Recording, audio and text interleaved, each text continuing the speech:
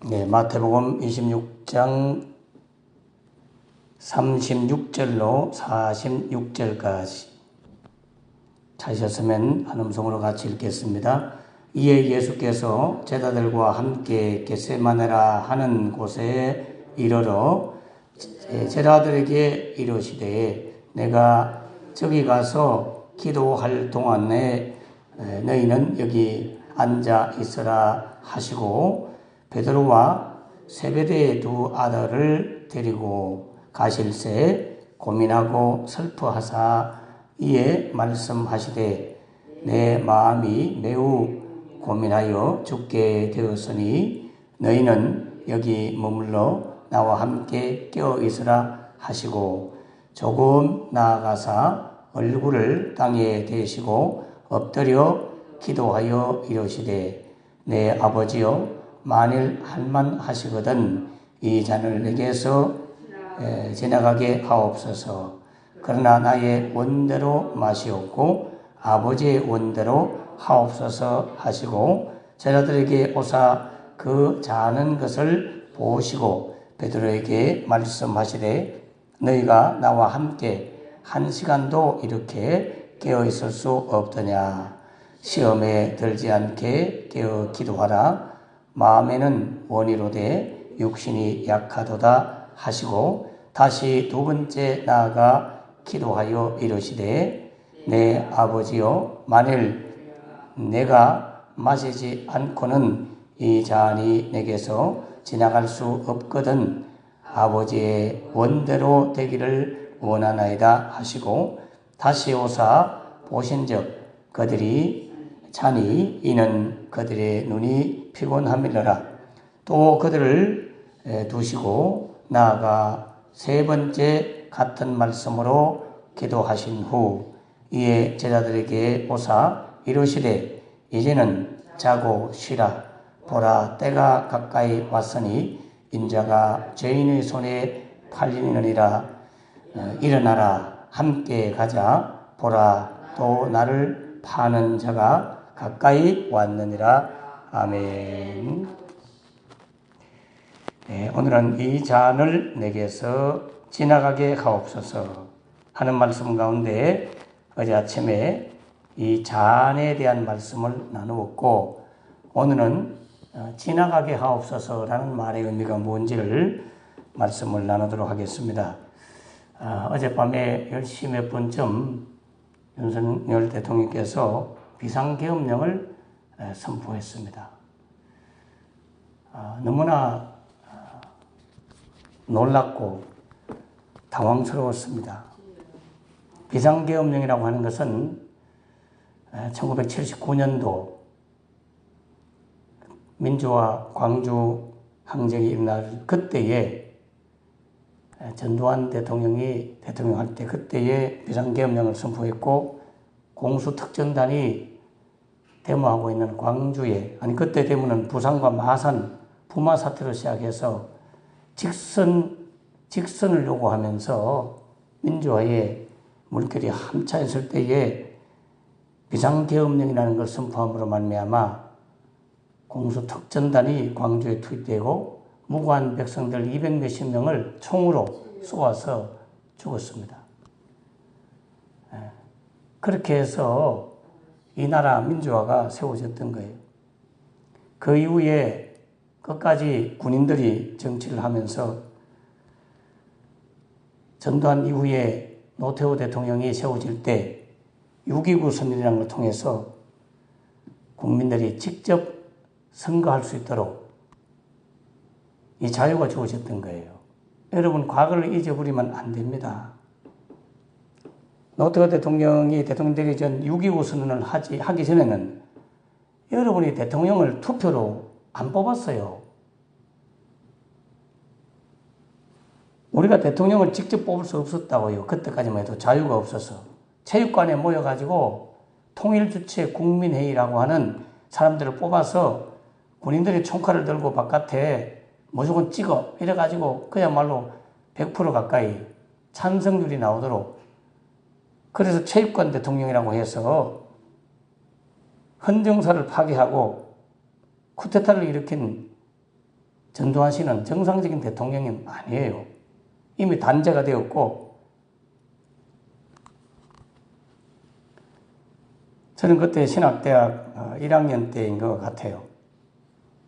1, 2학년 때인데 87년도 80 그때인 것 같은데, 저희 대구에 있는 교회 목사님들도 대구 제1교회에서 예배를 드리고 명덕내거리까지 행진을 했습니다. 직선쟁치, 군부타도, 군인들은 나라를 지키기 위해서 군부대로 돌아가라. 그리고 국민들이 직접 선거할 수 있도록 해다오. 그래서 직선쟁치, 군정종식 이걸 우리 원래 목사님들과 다 이제 돌아가신 목사님들 태극기를 앞세우고 대구 제1교회에서 명덕내거리까지 행진하고 그 명덕 노타리에서 둘러앉아가 마지막 기도하는 순간에 체류탄을 막 쏴가지고 체류탄을 마시고 그 다음 아침 매일신문에 저희 앞장섰던 태극기를 앞서고 앞장섰던 우리 신학생들하고 동기들하고 목사님들 사진이 그때 나왔었어요. 그 이후에도 계속해서 동호쇼핑센터 앞을 적십자병원 이런 데를 스크립을 짜서 수천 명의 젊은 대학생들과 젊은이들이 군정을 종식하고 직선으로 선거하도록 하라. 이 운동을 계속 벌이면서 산발적으로 그렇게 데모를 했죠. 저도 동호 쇼핑센터 앞에서 제 왼쪽 발옆에서 체류탄이 팍 터짐으로 제 옆구리 왼쪽 겨드랑 쪽으로 파편이 확 지나가면서 옷이 찢겨지고 피가 막 흐르고 군인들이 그때 백골단이라고 해서 그때 제 친구 고대에 다니고 있는 친구는 백골단이었어요. 적십자병원으로 뛰어 도망을 가서 그 백골단한테 안 잡혔죠. 체류탄을 마시면 숨을 못 쉽니다. 순간 숨이 정지가 돼요. 그 치약을 코 밑에 바르거나 눈 밑에 발라서 눈을 뜨고 숨을 쉬고 그래가지고 살아났죠. 그런 가운데 쟁취한, 제가 그때 신학생이었지만 앞으로 민주화가 되고 직접 선거를 할 때 내가 그때 어른이 되었을 때 내 자식들이 아빠는 그때 뭐 했어? 라고 물었을 때 이 민주화를 위해서 직선 쟁취를 위해서 내가 체류탄을 마시면서 그렇게 뛰어다니며 나도 민주화를 위해서 내가 데모를 했다. 내 부끄럽지 않는 아버지가 되고 싶어서 그때 총각이었지만 20대 총각이었지만 그 생각을 하면서 하나님 앞에 안 부끄러우려고 그렇게 해서 얻어냈던 것이 지금 여러분이 국민들이 직접 대통령을 선거할 수 있는 이걸 뽑은 거예요. 이게 그냥 주어진 게 아니잖아요. 어마어마하게 광주 시민들은 죽었지만 그 이후로도 많은 분들이 잡혀가고 고문당하고 그래서 우리나라가 급속도로 세계적인 선진국가가 코로나를 거치면서 선진국으로 그렇게 개발도상국도 아니고 후진국도 아니고 개발도상국도 아니고 선진국이 되었었는데 그런데 코로나보다 지금 더 경제적으로 어렵고 모든 것도 환율도 1,440원인지 뭐 지금 올라갔어요. 지금 어마어마한 일기가 왔습니다. 물론 야당에서 탄핵을 자꾸 하고 뭐 여러 가지 문제가 있지만 그렇다고 해도 비상계엄령을 선포할 그런 상황은 아니에요. 비상계엄령은 헌법 77조인지 거기 보면 전쟁, 사변, 6.25 사변 들어봤잖아요. 그런 내란 막 이런 일이 생겨갖고 온 나라가 막 무질서하고 막 사회적 질서가 유지 안 될 때 거기에 준하는 정도가 돼야 비상계엄령을 선포하는 거지. 아무 일 없이 여러분 어젯밤에 잠자는 바람에 아침에 이런 일이 있었는지도 밤새도록 무슨 일이 있었는지도 모를 만큼 평온하잖아요. 이 비상계엄령을 딱 선포하면 경찰도 아무것도 못하고요. 언론이나 방송도 다 장악이 되고요. 뭐 데모도 할 수 없고요. 군인들이 막 나와가지고 탱크 몰고 나와가지고 여기를 완전히 지배한다니까. 2024년도에 어떻게 이런 일이 있어요? 그래서 어젯밤에 군인들이 막 나와가지고 국회의사당에 난입을 하고 특전단이 헬기 타고 내려와가지고 한 30여 명이 유리를 깨면서 국회의원들 투표 못하도록 대통령이 비상계엄령을 선포해도 국회에 과반수 300명이 국회의원이니까 150명이 비상계엄령 해제하시오 라고 의결을 하면 즉각적으로 비상계엄령 해제 조치를 해야 돼요. 그런데 국회의원들이 잠을 자다가 갑자기 나오니까 뭐 지방에 있는 사람들도 KTX 타고 올라가고 자가용 타고 올라가고 2시간 반 만에 그래도 190명이 모였어요. 다행스럽게. 잠을 못 잤습니다. 조마조마하면서 지금 130명 모였습니다. 140 몇 명 모였습니다. 150명 모였습니다. 150명이 모여야 되거든요. 그렇지 않으면 오늘 낮에는 탱크를 서울 시내나 이런 데 주둔하고 군인들이 각 지역에서 이제 판을 치면서 문제가 생겼을 거예요. 어마어마한. 그러면 또 사람들이 나오겠죠. 그러면 또 데모하겠죠. 그러면 또 백성들한테 총을 쏘고 죽을 수도 있겠죠. 어젯밤에 그 상황 속에서 대단한 시민들이 많아 몇천 명이 국회 의사당 앞으로 몰려들어가지고 경찰이 처음에는 관리했기 때문에 국회의원들이 안으로 들어갈 수가 있었어요. 나중에는 못 들어가도록 막았고 그 이후로 소방차라든지 이런 데 군인들이 막 차를 타고 왔을 때 시민들 몇천 명이 그 입구를 지켜갖고 군인들 못 들어오도록 막았어요. 국회 의사당 안에서도 특전사 30여 명이 완전 무장을 하고 권총과 기관총을 들고 국회의원들을 잡아가려고 그거 잡아가는 것 자체가 불법입니다. 전두환 노태우가 그래서 단죄를 받았잖아요. 국회의원이 회의를 못하도록 국회의원은 불체포 특권이 있기 때문에 체포하면 안 돼요. 회의를 하도록 이뤄줘서 근데 그걸 막으려고 군인들이 들어올 때 거기 있는 보좌관들이라든지 공무원들이 막 소화기를 뿌리면서 문을 걸어 잠그고 군인들을 막았죠. 그리고 유창을 떼고 막 들어가다가 그런데 나중에 알고 보니까 군인들도 마치 못해 그 일을 하는 모양이에요. 그래서 기자들이 아니 어떻게 이럴 수 있느냐 이 시대에 후진국도 아니고 우리도 시키는 대로 할 뿐이에요. 적게금 사령부에 전화해서 대신 부탁 좀 해주세요. 막 이렇게 군인들 하더래요. 그러니까 얼마나 난처하겠어요. 자기들 안 하면 또 명령 불복종죄로 걸리니까 어쩔 수 없이 하게 되는 그런 상황 속에서 참 감사하게도 잠을 못 자고 저도 막 계속 그걸 보고 조마조마하면서 하나님 빨리 이것이 해제되도록 무사히 지나가도록 그렇게 막 기도하고 있었는데 안건이 올라와야 절차를 밟아야 또 국회의원들이 의결을 하기 때문에 군인들은 막 쳐들어와서 문을 열고 따고 들어와서 국회의원을 잡아가려고 하는데 안건이 상정이 안 돼가지고 다들 조마조마하면서 기다리고 있었고 그런 가운데 무사히 통과가 돼서 비상계엄령 해제 의결이 이루어졌습니다. 저도 조재호 경찰청장한테 문자를 보냈어요. 우리 경찰청에서는 최고 높은 경찰청장이 제 친구고 우리 대금고등학교 동기라서 자네 국회에서 이제 해제가 되었으니까 비상계엄령 해제했으니까 내란죄에 휘말려 들지 않도록 거기에 가담하지 말게 그리고 국회의원 회관에 들어갈 수 있도록 국회의사당에 들어갈 수 있도록 그렇게 해줘서 고맙네 하면 제가 문자를 보냈어요. 문자는 읽어는 보더라고요.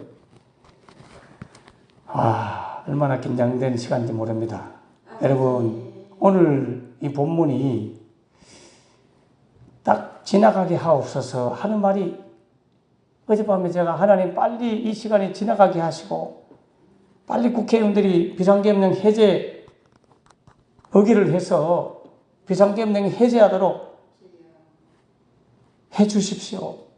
이렇게 기도하고 보냈던 저의 그 간절하고 막 때로는 두렵기도 하고 걱정도 되고 딸도 아빠 무서워하고 전화를 오고 12시 반, 1시 반, 2시까지 거의 저는 잠을 못 잤습니다. 아무 것도 모르고 주무셨던 여러분은 복된 사람들입니다. 여러분 오늘 예수님께서 평생을 이 땅에 오신 목적이 내가 온 것은 양으로 생명을 얻게 하고 더 풍성히 얻게 하려 함이고 내가 온 것은 성김을 받으려 함이 아니라 많은 사람을 위하여 죽는 대속의 제물로 왔다고 그렇게 고백하시면서 나는 아버지의 뜻을 이루기 위해서 왔다. 일평생을 십자가 지기 위해서 오셨던 예수님이셨습니다. 평생을 당신께서는 구약 성경부터 예언되어 있는 그 말씀을 이루면서 살아가셨고 이루기 위해서 사셨던 분이에요. 구약 성경에 예언되어 있는 것은 구약, 옛날 약속이 뭐냐? 메시아를 보내주고 그 메시아를 통해서 인류를 구원할 것이다. 그런데 그 메시아는 오면 고난을 받고 죽어야 된다. 그래서 여러분 잘 알고 있다시피 이사야 53장에 그가 찔리면 우리의 허물을 인함이요 그가 상하면 우리의 죄악을 인함이라. 그런 말씀이 이루어지는 삶을 산 분, 그분이 메시아거든요. 그리고 시편이라든지 여러 곳에 구약의 또 예언서에 보면 그 메시아는 처녀가 잉태하여 태어난 사람이어야 된다. 여러분 성경에 어마어마하게 예언되어 있는 내용이 많잖아요. 그 이사야 선지자가 처녀가 잉태해 아들을 낳을 것이다. 이름을 임마누엘이 하리라. 처녀로 임신한 사람이 태어난 사람, 그분이 메시아고, 그 메시아는 살면서 동료 중에 배신할 자가 나타날 것이다. 그 시편 예언대로 배신자가 나타났잖아요. 그의 동료 중에 그의 등 뒤에서 발뒤꿈치를 들고 배신하는 자가 나타난다. 이게 예언되어 있어요. 그는 은30에 팔릴 것도 예언되어 있어요. 그는 애굽으로 내려갔다가 나오는 것도 호세아서 예언되어 있어요. 예수님이 아기 있을 때 애굽에 갔다 나오잖아요. 메시아에 대한 모든 말씀, 그게 이루어지는 삶을 살았던 분이 예수님이십니다. 그래서 마태복음 읽어보면 주의 하신 말씀을 이루려 하심이라, 이루려 하심이라, 이루려 하심이라. 하나님께서 메시아를 보내주고자 약속했던 그 말씀을 이루기 위해서 평생을 사셨던 그분이셨어요. 그래서 마지막 예루살렘에 입성하기 전, 그 입성할 때도 스가랴 9장 9절에 보면 바로 나귀 새끼를 타고 입성하시는 그 모습이 예언되어 있잖아요. 석국 끓여가지고 스가랴 9장 9절. 그 스가랴서 말씀대로 예수님은 나귀를 타고 종려주일날 예루살렘에 입성한다니까요. 그게 성경대로 이루어지는 거예요. 성경대로 다. 하나님의 아들 예수님은 당신께서 그렇게 죽어야 될 존재임을, 그런 운명임을, 그런 뜻을 이루기 위해서 오셨던 당신이었기 때문에 제자들한테 마지막 이야기를 하잖아요. 내가 이제 예루살렘에 올라가면 장로들과 또 서기관들 이런 자들에 의해서 잡히고 고난당하고 죽을 것이다. 그리고 3일 만에 살아날 것이다. 하고 말을 하니까 베드로가 절대 안 됩니다. 죽을지언정 우리는 그렇게 허락 못합니다. 하면서 막아섰죠. 그러니까 예수님께서 사탄아 물러가라. 네가 사람의 일을 생각하고 하나님의 일을 생각하지 않는도다. 그러면서 당신의 죽음을 계속 진행합니다. 그리고 너희들이 목자를 칠 것인데 양떼가 흩어진다고 했던 선자의 예언처럼 이제 목자인 내가 고난을 당하면 너희들도 흩어질 거야 하니까 베드로가 우리는 절대 배신하지 않겠다고, 제자들도 함께 이구동성으로 우리도 배신하지 않겠습니다. 죽을지언정 배신하지 않겠습니다. 그러니까 다 굴기 전에 3번 부인할 것이다. 베드로가 그렇게 호언장담했지만 예수님은 그 말을 받아들이지 않죠. 미리를 다 아셨거든요.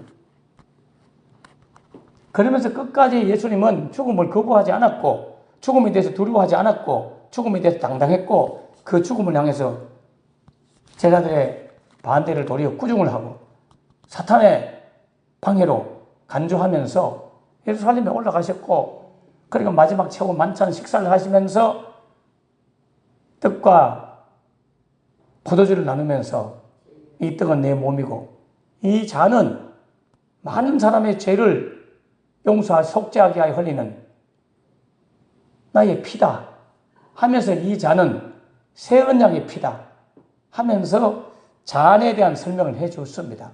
이 잔은 새 언약의 피라고. 마태복음, 누가복음 다 나오잖아요. 어제 아침 설교를 꼭 들으셔야 돼요. 자, 그렇게 해서 겟세마네 동산에서 마지막 기도하시고 그리고 오늘 이 기도하는 장면이 나오잖아요.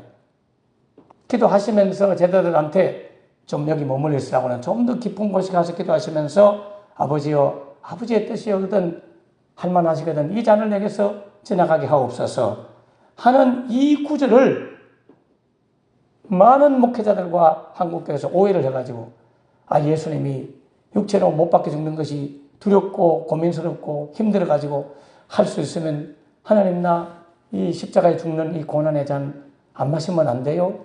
지나가게 해주면 안 돼요? 그렇지만 꼭 아버지께서 원하신다면 내 뜻대로 하지 말고 아버지의 원대로 하세요. 이런 식으로 이해를 한 거예요. 이것은 예수님을 너무나 비겁하고 급정이로 만드는 잘못된 해석입니다. 그렇지 않아요. 여러분 이 기도를 하고 난 이후에요. 제자들한테 나와 함께 가자. 보라 나를 파는 자가 왔다 하는 순간 가룟 유다와 더불어 제사장의 하인들과 종들 로마 군병들이 금과 몽치를 들고 와서 예수님을 잡으려고 하잖아요. 그때 베드로가 칼을 빼들고 예수님을 잡으려고 하는 대제사장 종인 말고의 길을 베어버리잖아요. 그러니까 예수님께서 뭐라 그래요? 칼로 쓴 자는 칼로 망한다. 하지 말라고 하면서 말고의 길을 땅에서 죽어서 귀에 붙이고 손으로 쓰다듬을 때 거기 귀가 탁 붙으면서 막지 말라고. 주님은 기꺼이 이렇게 마지막까지 죽음을 두려워하지 않았어요. 죽는 것 때문에 고민해서 이 잔을 내게서 지나가게 해달라고 기도한 게 아니에요. 이 잔의 의미는 바로 새 언약이라고 예수님께서 잔에 대한 영적 의미를 설명해 주셨거든. 그러므로 행위 언약의 결과로 다가올 하나님의 진노와 심판의 잔은 지나가고 은혜 언약인 새 언약의 잔을 예수님이 마셔야만이 인류가 구원받는 거예요. 예수님이 십자가를 안 지면 우리는 구원받을 수가 없어요. 그래서 예수님은 제자들한테 너희가 내가 마시는 잔을 마시겠느냐 그런 말씀 하셨거든요. 주님은 기꺼이 이 잔을 마시기를 원했어요. 안 마시려고 하는 기도가 아니에요. 그러므로 잔에 대한 의미를 바르게 이해하셔야 돼요.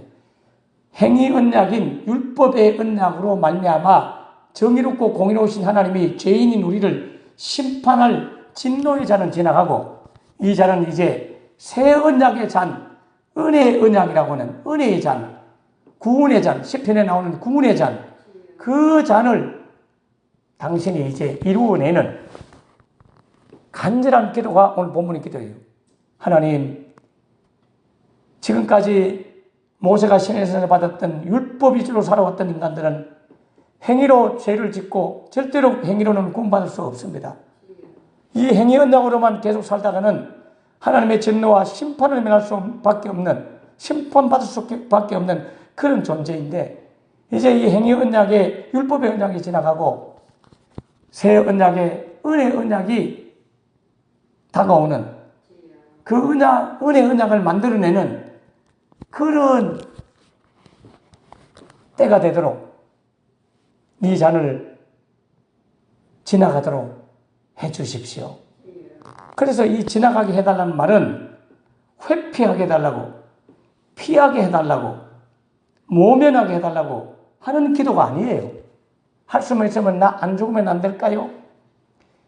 못 박히는 게 나 두려워요. 못 박히면 아플까 봐 두려워요. 그래서 이 못 박히는 거 죽는 거 이거 모면하면 안 될까요? 이런 말이 아닙니다, 여러분. 어제 새벽에도 제가 우리 정무사님한테 확인했듯이 자식들이 예수 믿지 않고 만일에 지옥 갈 수밖에 없는 자식이라면 이미 예수 믿고 구원받은 나는 자식을 위해서 하나님께서 너 대신 죽고 오늘 지금 내가 너를 부를 테니까 죽고 너 자식들 구원한다면 너 그렇게 할래? 한다면 예스 한다고 했잖아요. 저도 중이 되려고 해인사 대산에 살고 있던 저는 중이 되려고 가다가 예수님을 믿고 난 이후에 1년 동안 교회당에 와서 잠을 자면서 하나님의 살아계심에 대한 확증을 주면 내 인생을 바치겠다고 그런 가운데 하나님께서 어느 날 내게 나타나셔서 당신이 살아계심을 히브리서 11장을 통해서 말씀해 주셔가지고 구원의 확신이 딱 들어오는 순간 하나님 큰일 났습니다. 안 믿는 사람들은 어떡합니까? 안 믿는 사람들은 어떡합니까? 저 사람들 살려주세요. 큰일 났다. 큰일 났다. 그리고 우리 가족 어떻게 해요? 우리 가족 살려주세요. 제 고등학교 일기장에 보면 하나님 우리 온 가족을 구원하는 대신에 저를 인신제물로 받기를 원한다면 구약 성경에 보니까 번제로 동물들을 갖다 바치는 게 있던데 저를 번제물로 머리 위에 신나를 띄얹고 불을 붙여서 제가 스스로 죽을 테니까 이 인류를 우리 가족을 구원해 주세요. 하나님이 원하신다면 내가 그렇게 기꺼이 할게요. 여러분 제가 죽음이 두렵지 않았습니다. 왜 구원의 확신을 가진 저는 지금 죽어도 천국, 나중에 죽어도 천국, 우리 가족이 구원받을 수 있다면 죽는 게 두렵지 않더라고요. 진짜 그랬다니까요. 로마서 9장에서 사도 바울이 우리 동족 민족이 구원받는 길이라면 내가 그리스도에게서 끊어질지라도 내가 바라는 바다. 여러분 구원의 확신을 갖고 천국과 지옥을 진짜 믿으면 그 일을 이루기 위해서 기꺼이 내 한 목숨 죽어도 두렵지 않는 선교자의 영성이 생기게 되어 있습니다.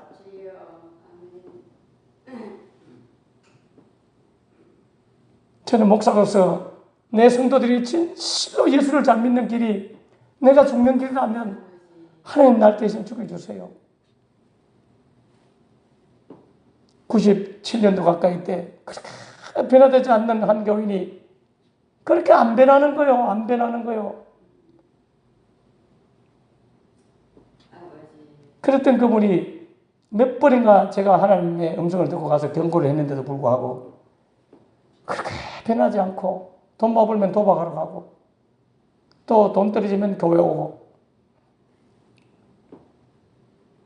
갑자기 급성 백혈병으로 서울의 병원에 입원하게 된 거예요. 제가 신방을 하고 돌아와서 밤새도록 강단에 기도하면서 하나님 저 김 집사를 대신하여 제가 대신 죽겠습니다. 단 한 가지 조건이 있습니다. 내가 목회하는 그 목회 현장의 교인들이 진짜 하나님의 살아계심을 알고 제발 어린아이처럼 말썽 안 부리고 불평 안 하고 예수님을 진짜 잘 믿는 걸 보장해 준다면 나 대신 죽을 용기 있어요. 나 죽여주세요. 예? 저분이 대신 살아나고 저분이 이제 병원에서 안 된다 했기 때문에 저분을 대신 살리고 나를 데려가 주세요. 단 조건은 저렇게 살아나는 걸 보고 제가 죽는 걸 보고 우리 교회 그 당시 아름다운 교회 교인들이 진짜 예수를 잘 믿는 그런 신자가 될 수 있다면 그걸 하나님이 담보해 준다면 나를 데려가 주세요. 그렇게 밤새도록 기도했던 기억이 납니다. 아직도 저는 순수한 마음 지금도 있습니다. 내 자식과 교인 자식이 물에 떠내려가는데 한 명만 건진다면 나는 내 자식을 못 건지고 양의 자식을, 교인의 자식을 건질 거예요. 내가 만약에 내 자식을 건지면 저는 목회하지 않습니다. 그때부터 저는 목사가 아니에요. 아니 저같이 무지랭이 같은 발가락 떼만도 못한 죄인인 저도 양들을 위해서 기꺼이 죽을 마음이 되어 있고 여러분 옛날 아프가니스탄에서 우리 후배 배영규 목사님과 그리고 청년들이 거기 선교 나갔다가 잡혔잖아요. 그때 방송에 한 명이 죽었다고 누군지 모르지만 한 명이 죽었다는 말을 듣고 그날도 제가 서울서 목회할 때 교회 가서 기도했습니다. 하나님 저 죽은 사람이 목사이기를 원합니다. 제발 따라갔던 청년들이 아니라 목사가 죽기를 원합니다 했는데 성민이라는 청년이 먼저 죽었어요. 너무너무 괴롭더라고요. 저도 선교 현장을 수십 개국 나라를 다니기 때문에 항상 가면 그런 일이 생기면 내가 먼저 죽고 내 교인들을 살린다. 저 같은 죄인도 그런 마음을 가지는데 그 두 번째 또 한 사람을 죽였는데요. 제발 하나님 따라갔던 후배 목사, 배 목사가 죽고 다른 청년들을 살려주세요. 두 번째는 배영규 목사님이 죽었어요. 총에 맞아 죽었죠. 그래서 감사했어요. 하나님 같은 목사로서 목사가 죽어서 감사합니다. 다행스럽습니다. 불행 중. 그 아버지도 장모님이시고 그랬거든.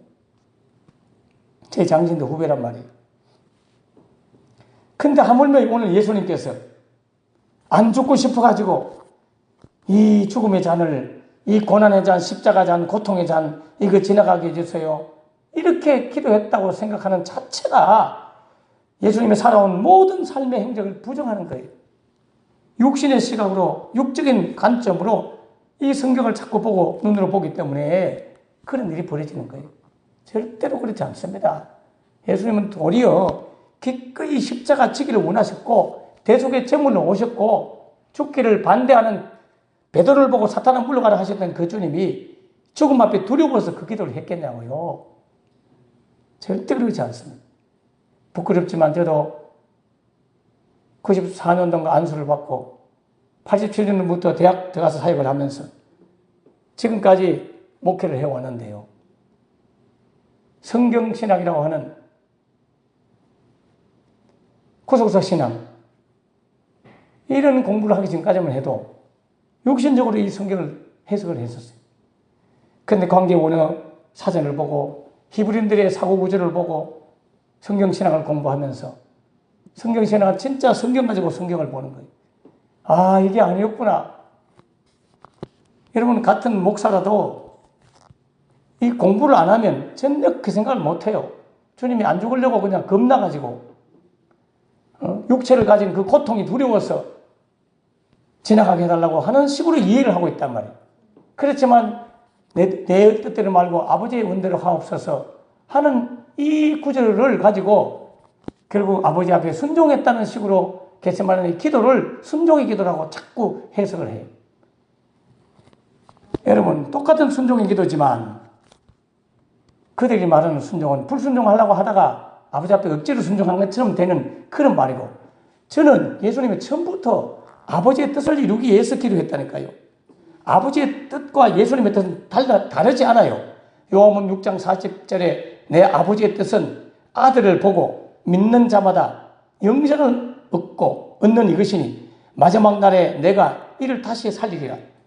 아버지의 뜻은 아들을 보고 아들 예수를 보고 영생을 얻는 것이고, 예수님께서 마지막 날에 그들을 살리겠다고. 그래서 갈라디아서 1장 4절에 그리스도께서 하나님 곧 우리 아버지의 뜻을 따라, 아버지의 뜻을 따라 이 악한 세대에서 우리를 건지시려고 우리 죄를 대속하기 위하여 자기 몸을 주셨으니, 예수님이 자기 몸을 스스로 주셨다는 말이라니까요. 이게 타에 의해서 억지로 몸 주다는 말이 아니에요. 동사 자체가, 원어 자체가 스스로, 자동사예요. 자동사, 타동사가 아니고 스스로 자기 몸을 주셨다고 되어 있어요. 이렇게 성경에는 분명히 말씀하고 있는데도 우리는 예수님이 겁이 나가지고 안 죽으려고 한 것처럼, 그러다가 주님의 뜻에 순종했다는 것처럼 오해를 하는데 아닙니다. 하나님의 아버지의 뜻과 아들 예수님의 뜻은 한 번도 불일치된 적이 없고, 요한복음 6장을 요한복음 잘 읽어보십시오. 나는 아버지의 뜻 아니고는 내가 행하는 것이 없다. 나는 오직 아버지의 일을 이루기 위해서 왔고 아버지의 일을 하고 있다. 나는 그 일을 위해서 왔다. 끊임없이 그렇게 말씀한다니까요. 그래서 여기 지나가게 하옵소서, 면하게 하다는 의미가 아니에요. 모면하다, 회피하다는 의미가 아니에요. 하다못해 저 악한 IS라고 하는 이슬람 분리주의자, 극단주의자들도 폭탄 조끼를 입고 기꺼이 죽는데, 우리나라 독립운동을 벌였던 또 6.25 전쟁 때 폭탄을 가슴에 안고 기꺼이 강제구 소령도 수류탄 앞에 뛰어들 죽는데, 하나님의 아들 예수님이 어찌 죽음이 두려워가지고 안 죽으려고 발버둥 친 것처럼 그렇게 이해를 하면 예수님을 모욕하는 거예요. 그러므로 여기 지나가게 하옵소서는 면하게 하소서라는 말이 아니에요. 이 면하게 하다는 헬라어는 히나메라고 하는 단어가 따로 있어요. 히나메. 하지 않도록 해달라고 하는, in order that not, 하지 않도록 해달라고 하는 이 단어가, 히나메라는 단어가 따로 있어요. 예를 들면 빌립보서 2장 27절에 그가 병들어 죽게 되었으나 하나님이 그를 긍휼하게 여기셨고 그뿐 아니라 또 나를 긍휼히 여기사 내 근심 위에 근심을 면하게 하셨느니라. 근심을 면하게 하셨다. 희남이라는 단어가 따로 있다니까요. 오늘 이 고난의 잔을 면하게 해달라고, 안 죽게 해달라고 하는 그런 의미가 아니에요.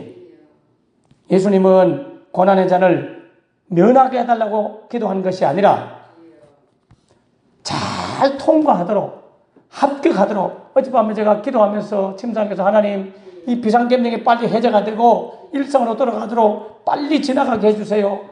빨리 통과되게 해주세요. 이루어지게 해주세요.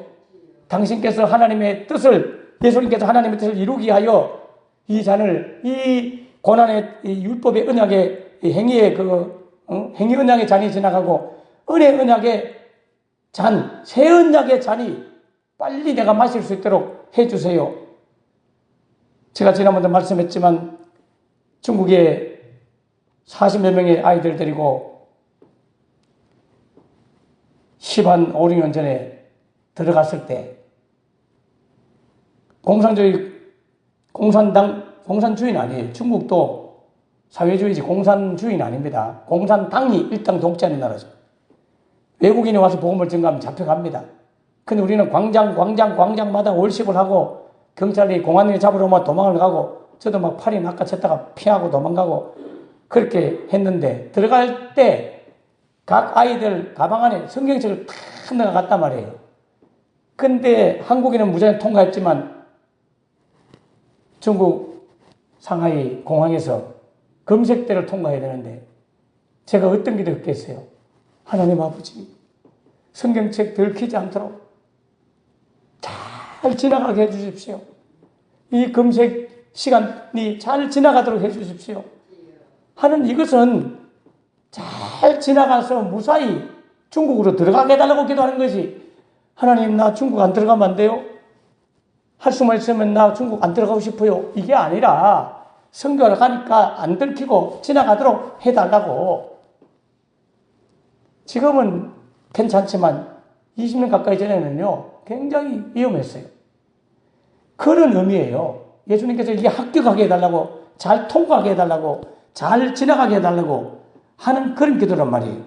요한복음 19장 59절 30절에 보면 거기 신 포도주가 가득히 담긴 그릇이 있는지라 사람들이 신 포도주를 적신 해면을 우슬초에 깨어서 예수님의 입에 대어 주었습니다. 예수께서 신 포도주를 마시고 받으신 후에 이르시되 뭐라고 말하냐 하면 다 이루었다. 다 이루었다 하시고 머리를 숙이시고 돌아가셨어요. 다 이루었다 여러분. 여러분 주님은 이 십자가 사건을 이루기 위해서 지금까지 살아왔고 마지막 십자가 위해서 드디어 다 이루었구나. 그리고 돌아가셨다니까요. 그랬던 주님이 겟세마네 동산에서 안 죽기 위해서 그렇게 기도한 게 아닙니다. 이 구속사의 구원 사역을 이루기 위해서 간절히 기도하면서 땀방울이 핏방울이 되기까지 무사히 이걸 잘 통과해서 아버지의 뜻을 이루어내기를 원합니다 하는 그 기도를 했던 거예요. 눈물과 통곡으로 기도했던 거예요. 그래서 하나님 아버지는 이 기도를 들으셨어요. 아버지의 뜻과 아들의 뜻이 달랐다면 만일에 아들 예수님이 나 안 죽기를 원해요 라고 하는 기도를 한 것을 하나님이 들으셨다면 예수님이 안 죽었겠죠. 근데 기꺼이 죽도록 죽기를 구하는 기도였다니까요. 잘 죽기를 구하는 기도였다니까요. 그런데 하나님 아버지가 마음이 아프지만 그 예수님의 죽음의 기도를, 죽기를 원하는 기도를 받아들였어요. 그래서 이게 히브리서 5장 7절에 나와요. 예수님은 육체에 계실 때에 자기를 죽음에서 능히 구원하실 이에게, 누구죠? 하나님이죠.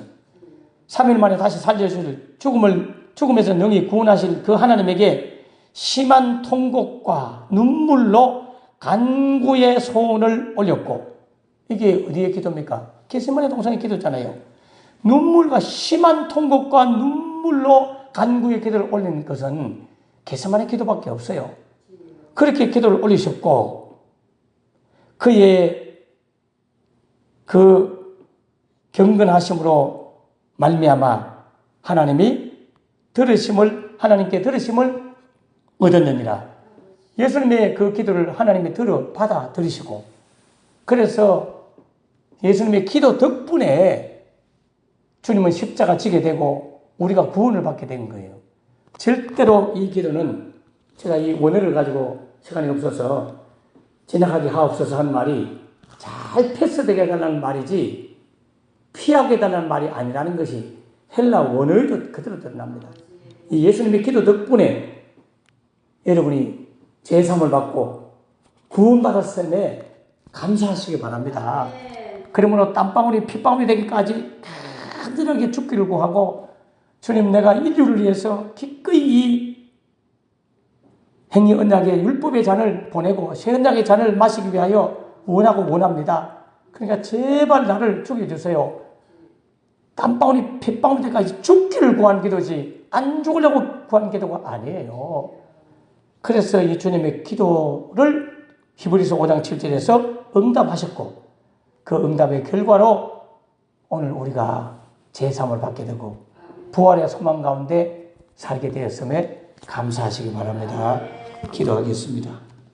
하나님 아버지, 주님이 겟세마네 동산에서 마지막 기도는 죽음이 두려워서 회피하게 해달라고, 모면하게 해달라고, 하는 지나가게 하소서라는 기도가 아니라 어찌하든지 아버지께서 계획하시고 창세전부터 뜻하신 그 계획이 잘 이루어지도록 기도하는 것이었음에 다시 한번 감사합니다. 이 기도의 덕분에 우리를 구원해 주셨으니 감사합니다. 예수님 이름으로 간절히 기도합나이다. 아멘. 아멘. 아멘.